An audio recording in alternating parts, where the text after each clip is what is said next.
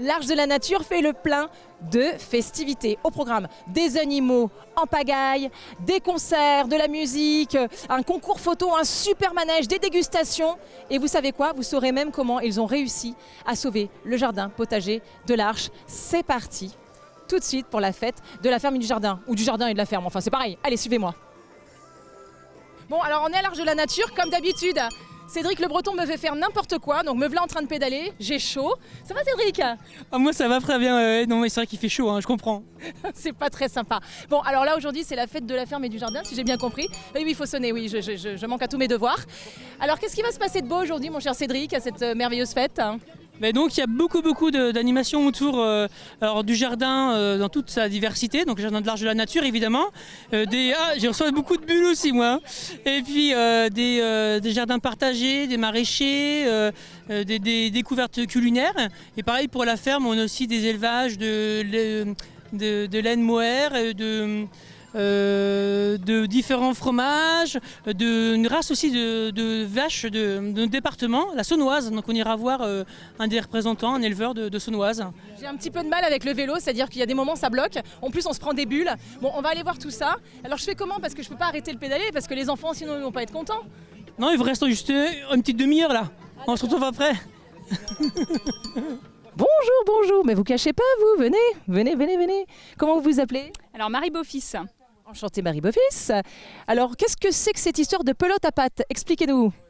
Alors la base, je dirais, ce sont 2 chèvres qui m'ont été offertes lors de mon mariage. Sympa le cadeau. Voilà, par mes anciennes collègues de travail. Donc ça, c'était plutôt un cadeau, non, pas empoisonné parce que c'était ce qu'on voulait quand même. Donc ça a démarré comme ça en 2011 et une installation vraiment professionnelle en 2016. Ce sont quand même des chèvres qui ne sont pas des chèvres communes, c'est une race à part. Oui, c'est une race on en a quand même beaucoup en France. C'est une race qui vient de Turquie d'origine, mais on va être une quarantaine d'éleveurs en France avec des cheptels en moyenne d'une 50aine à 60 animaux à peu près. Donc pas un gros cheptel français. En Sarthe, il y a vous quoi, il y a les pelotes à pattes. Voilà, exactement. Elles s'appellent comment ces chèvres angora magnifiques? Alors du coup, il y a Filou. Et puis après, alors c'est plutôt son numéro de boucle, mais c'est 31. 31, voilà. D'accord. Moi j'aime bien 31, je pense que je vais repartir avec. Je suis désolée, mais le cadeau empoisonné va repartir avec moi. Et alors, donc derrière vous, je vois qu'il y a de jolies choses. Donc j'imagine que c'est ce que vous faites donc avec la laine de vos chèvres. Exactement. Alors en fait, les chèvres angora sont tondues 2 fois par an. Donc on va tondre en février. Et là, donc on a tondu le 11 août, à peu près, voilà, fin août, pour que la laine soit envoyée dans le sud de la France, à Castres, à la SICAMOR. Donc le syndicat interprofessionnel des éleveurs de chèvres angora. Et alors 2 chèvres comme ça représente quoi à peu près comme quantité, je dirais, de laine? Alors les chèvres vont apporter à peu près 2 kg de laine brute par tonte, en moyenne. Après, il y a ce qui nous enlève beaucoup, en fait, c'est au premier lavage, parce qu'au premier lavage, ce qu'on appelle le soin, un petit peu le gras qu'il y a sur cette laine, va nous faire perdre à peu près entre 15 et 20% de poids. Alors donc du coup, qu'est-ce qu'on peut trouver? Donc il y a des plottes, ça évidemment, puis il y a des jolies couleurs en plus, oulala. Oui.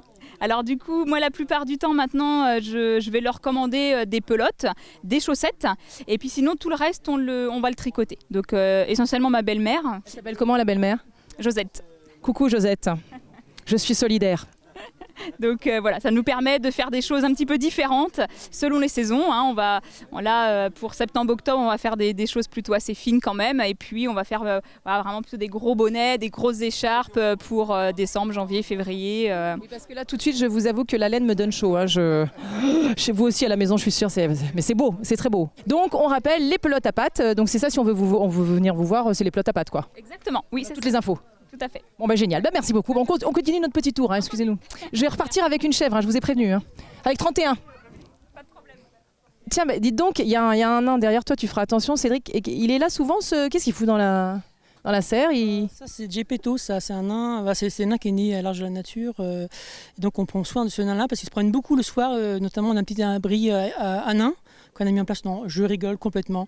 On a mis 7 nains en place dans le jardin et autour du jardin pour cette fête du jardin et de la ferme. Donc les personnes doivent retrouver le nain. D'ailleurs, on voit des personnes qui... Voilà, et la lettre qui correspond avec pour reformer un mot. Et il y a un intrus C'est pour ça qu'il prend en photo. Voilà, c'est ça, il y a un nain bizarre. Puis il gagne des cadeaux quand il retrouve le mot magique. Il se trouve qu'on se trouve dans le jardin, donc il y a Fabien qui est là justement. Ça va Fabien? Parce que bon, c'est pas tout ça, mais bon. Ouais, ça va très bien, merci. Alors ça tombe bien qu'on se voit, parce que moi j'ai bien envie de savoir un petit peu ce qui s'est passé, parce qu'il a fait très chaud cet été, et je trouve que le jardin il est en super état quand même. Ouais, c'est vrai, ouais. Du coup on a une méthode qui marche très bien en permaculture, c'est le paillage. Voilà, ça permet de limiter énormément les arrosages. On gagne au moins deux arrosages par semaine. C'est-à-dire qu'au lieu d'arroser certains légumes tous les 2 ou 3 jours, on fait un arrosage pour certains une fois par semaine seulement. Et il manque pas d'eau, oui. Alors après, il ne manque pas d'eau. On n'est pas là non plus pour faire de la rentabilité. Donc on ne cherche pas des légumes de compétition et avoir du rendement derrière pour faire des gros paniers. Nous, ce qu'on veut montrer, c'est qu'on arrive à cultiver et avoir des produits corrects en limitant l'arrosage au maximum. Alors effectivement, si on regarde les choux par exemple, les choux cette année sont moins gros par rapport à la saison que l'année passée, où on a eu un été plus pluvieux. A l'inverse, on a des légumes comme les tomates qui sont beaucoup plus jolis, plus goûtus que l'an passé, et surtout plus saines. Mais on est bien d'accord, le jardin potager, là, c'est parce que c'est pour que les gens connaissent toutes les... C'est vraiment le but du jardin, c'est découvrir ou redécouvrir les légumes. On fait principalement des variétés anciennes, donc des variétés qu'on appelle oubliées malheureusement, pour plein de raisons qui peuvent être expliquées ou pas. Mais du coup, nous, le but, c'est de retrouver un peu ces variétés qu'on faisait autrefois, qui de temps en temps sont vraiment intéressantes parce qu'on commence à revenir aujourd'hui sur ces variétés qui demandaient un peu moins d'eau, un peu moins d'entretien, qui s'adaptaient beaucoup mieux à nos terrains que les variétés croisées, les variétés nouvelles. Donc ça c'est intéressant. Après effectivement elles sont peut-être moins productives. Et puis après c'est aussi de faire découvrir des légumes un peu originaux, et qui sortent un peu au niveau tant sur les couleurs que sur les formes.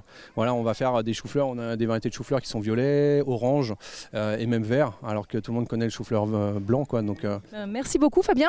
Voilà, avec plaisir. Bon, et bravo parce que le jardin est magnifique et vraiment c'est un bonheur de voir tout ça et de se dire que voilà. Merci beaucoup. On continue? Oui. Allez, merci Fabien. Maintenant, on se retrouve où, Cédric? Alors là, nous allons déguster de la race, une race de 100% sartoise, la saunoise.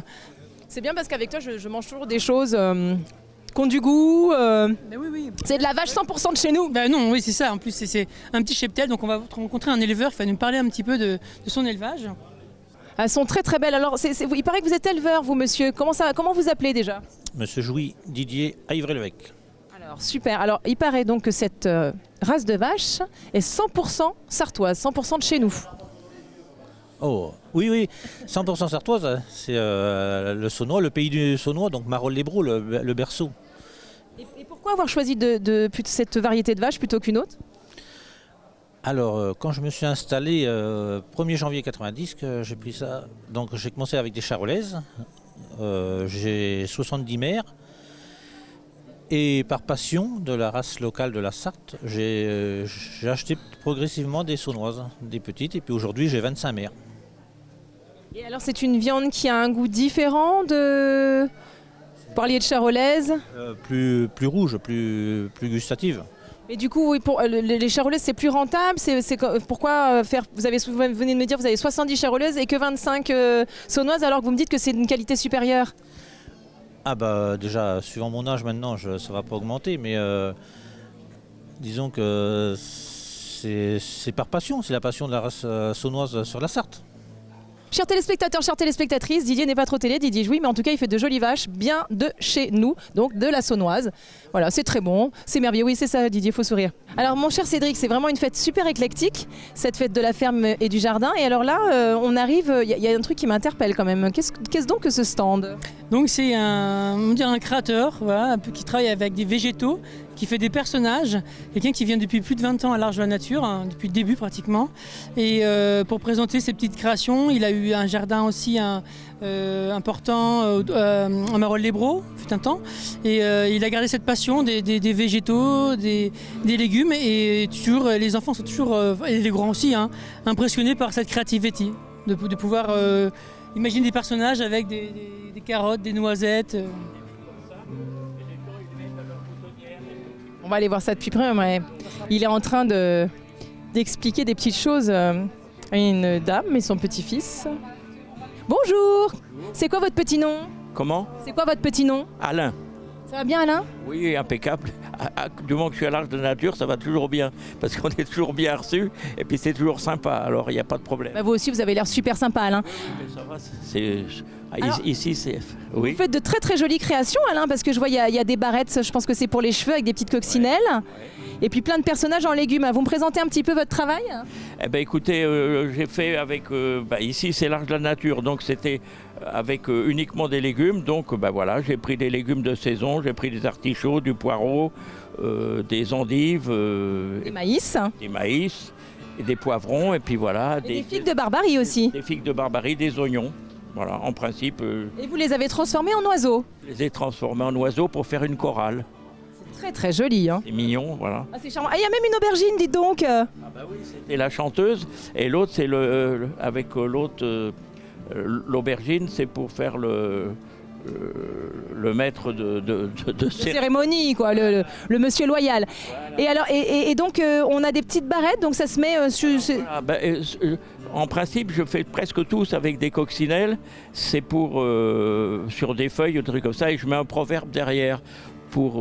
J'avais fait un arbre comme ça avec à peu près 500 coccinelles. C'était pour comment ça s'appelle, le Téléthon. Et donc ça avait plu à tout le monde et j'ai toujours continué. Et puis là, j'avais trouvé des petits cœurs. Et donc j'avais fait plein de petits cœurs pour l'espérance. Alors, faites voir à nos téléspectateurs et à mon cher Samuel qui est derrière sa caméra. Ce sont des petits papillons donc. Alors ça, c'est un rideau que j'ai découpé, que c'était des petits cœurs. Je les ai collés sur des cartons et derrière, j'ai mis un petit proverbe. Par exemple, l'espérance est un emprunt fait au bonheur. Oh, c'est joli ça, c'est charmant. Ah non, c'est super. Alors des petites bébêtes là comme ça. C'est des petites chenilles. Des petites chenilles. Et alors ça c'est Là, quoi? C'était un petit bouquet que j'offrais à chaque dame qui venait. Et c'est du romarin donc. C'est du romarin. Il y a du romarin, il y a de la santoline. Il y avait ce matin de la lavande et puis il y avait encore quoi? Je sais plus. Il y avait du thym. Mais il y en a encore d'ailleurs. En tout cas, c'est Serpollet. très très joli toutes vos petites créations. Je fais des fleurs avec le fenouil, vous voyez, avec un piment et du fenouil, ça fait un arôme. Ça fait un arôme. Voilà. C'est très très très joli toutes ces créations. Bravo Alain pour ce travail méticuleux. Est-ce que je peux repartir avec mon brin de romarin moi? Ah oui, oui, oui, oui. On l'adore, on n'a jamais envie de partir, t'as remarqué ou pas? Ouais, mais Merci Alain. il faut quand même boucler l'émission. Oui c'est ça, c'est que à un moment donné toutes les bonnes choses ont une fin, hein, pardonnez-moi mais l'émission se termine. Ah ben je perds mes... Voilà, toutes les bonnes choses ont une fin, je le disais, donc je récupère mes affaires. Donc Cédric, des nouvelles choses à nous annoncer, qu'est-ce qui va se passer très prochainement? Alors la prochaine fête, donc la fête de l'âne et du cheval percheron le 16 octobre. Et puis pour clôturer la saison, la fête de la pomme et de la châtaigne le dimanche 30 octobre. Et ben voilà, donc vous avez toutes les dates. Moi je vous adore, vous le savez, mais il faut qu'on se quitte. Ceci étant dit, on se retrouve la semaine prochaine pour de nouvelles aventures et en attendant, prenez bien soin de vous, je vous embrasse. Bye bye.